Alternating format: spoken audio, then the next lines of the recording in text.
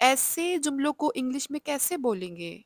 जैसे आगे पुलिस वाला खड़ा है, आगे एक खड्डा है, गाड़ी आहिस्ता चलाओ, आगे एक पेट्रोल पंप है, गाड़ी में पेट्रोल डलवा लेना, आगे एक रेस्टोरेंट है, वहाँ से कुछ खाने को ले लेंगे, ठीक है? तो ऐसे जुमलों को हम कैसे ट्रांसलेट करेंगे, तो आज की वीडियो में हम सीखेंगे।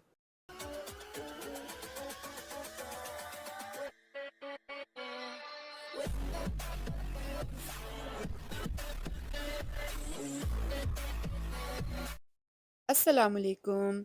फ्रेंड्स, ऐसे जुमलों को बनाने के लिए जो सेंटेंस स्ट्रक्चर यूज़ किया जाता है, वो बेसिकली बहुत आसान है।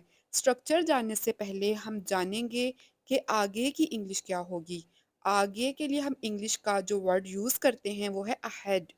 क्योंकि यहाँ पर सब्जेक्ट नहीं है, तो यहाँ जुमला बनाएंगे देयर से। सबसे पहले लगाएंगे देयर इज़ या देयर आर। अगर सिंगुलर हुआ तो इज़ और अगर प्लूरल हुआ तो आर लगाएंगे। इसके बाद आर्टिकल आ जाएगा ए, और सिंगुलर काउंटेबल नाउन हुआ तो आर्टिकल आएगा, नहीं तो फिर नहीं आएगा। इसके बाद ऑब्जेक्ट आएगा और फिर अहेड आ जाएगा। ठीक है? तो चलिए अब देखते हैं अपना जुमला। आगे एक खड्डा है। There is a pit ahead. गड्ढे को इंग्लिश में पिट कहा जाता है। There is a pit ahead. आगे एक पुलिस वाला खड़ा है। There is a policeman ahead. There is a policeman ahead. दाएं मुड़ जाओ। Take the right turn. Take the right turn. आगे एक पुल है। तुम आसानी से पार कर सकते हो। There is a bridge ahead. You can easily cross it. There is a bridge ahead. You can easily cross it. आगे एक पेट्रोल पंप है। तुम टैंकी भरवा सकते हो। There is a gas station ahead. You can fill your tank. There is a gas station ahead. You can fill your tank. आगे एक रेस्टोरेंट है। There is a restaurant ahead. There is a restaurant ahead. तुम वहां से खाना खा सकते हो। You can have dinner there. चलें जी, अब नेक्स्ट स्ट्रक्चर है हमारा।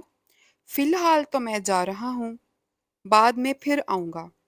फिलहाल तुम मेरा लैपटॉप इस्तेमाल कर लो, बाद में ख़रीद लेना। फिलहाल तुम इस बात को भूल जाओ। तो चलिए देखते हैं कि फ़िलहाल को इंग्लिश में क्या कहेंगे और ये जुमले हम कैसे ट्रांसलेट करेंगे। फ़िलहाल मतलब वक्ती तौर पर, तो इसको इंग्लिश में कहते हैं फॉर द टाइम बीइंग या फिर एज़ ऑफ नाउ। दोनों फ्रेजेज़ आप यूज़ कर सकते हैं। तो चलिए स्ट्रक्चर देखते हैं। सबसे पहले आप लगाएँगे फॉर द टाइम बीइंग या फिर एज़ ऑफ नाउ। दोनों में से कोई भी यूज़ कर सकते हैं। उसके बाद सेंटेंस आएगा, फिर कंजक्शन और फिर सेंटेंस। तो चलिए देखते हैं। फ़िलहाल तो मैं जा रहा हूँ, बाद में फिर आऊँगा। For the time being, I am leaving, but I'll be back. For the time being, I am leaving, but I'll be back. For the time being आ गया सबसे पहले। हम यहाँ पर as of now भी यूज़ कर सकते थे, तो हमने for the time being को यूज़ किया। उसके बाद हमारा सेंटेंस आ गया I am leaving, और अगला सेंटेंस जो हमारा है I'll be back, इन दोनों को मिलाने के लिए हमने कंजक्शन यूज़ किया दरमियान में बट। कंजक्शन क्या है हमारा बट यानी लेकिन। फिलहाल तुम मेरा लैपटॉप रख लो। For the time being keep my laptop. You will purchase it later. For the time being keep my laptop. फिलहाल वो घर पर नहीं है। As of now he is not at home. अब इस जुमले में हमने एज ऑफ नाउ यूज़ किया, ठीक है?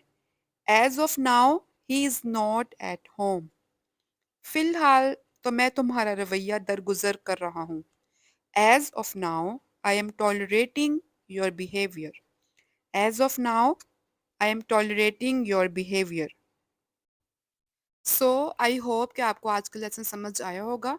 अब आखिर में आपके लिए ये जुमले हैं जिन्हें आप बनाकर कमेंट बॉक्स में ज़रूर लिखिए, ताकि मुझे मालूम हो सके कि आपको कितनी समझ आई है। आगे मॉल है, वहाँ से ख़रीदारी कर लेना। फ़िलहाल तुम इस बात को भूल जाओ। Thank you so much for watching. अगर आपको ये वीडियो अच्छी लगी है तो चैनल को सब्सक्राइब ज़रूर करके जाइएगा। वीडियो को लाइक भी कीजिएगा और फ्रेंड्स के साथ शेयर भी कीजिएगा। मैं मिलूँगी आपसे अपनी नेक्स्ट वीडियो में, तब तक के लिए अल्लाह हाफ़िज़।